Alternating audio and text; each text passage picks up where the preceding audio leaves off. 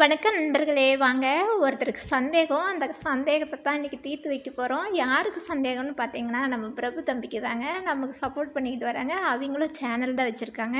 அவங்க ஹிந்தி நிறைய மொழி எல்லாமே கிளாஸ் எடுக்கிறாங்க. உங்களுக்கு கூட தேவைன்னா அவர் சேனல் பாருங்கள், கிளாஸ் கூட சேர்ந்துக்கிறனா சேர்ந்துக்குங்க.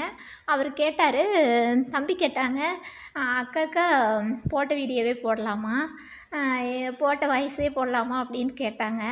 அது விளையாட்டுக்கு கேட்டாரோ இல்லை சீரியஸாக கேட்டாரோ தெரில, இருந்தாலும் சொல்லிடலாம். என்னென்னு பார்த்தீங்கன்னா, எல்லா இதுக்கும் போட முடியாது. அவர் கிளாஸ் எடுக்கிறாருல, அவர் போட முடியாது.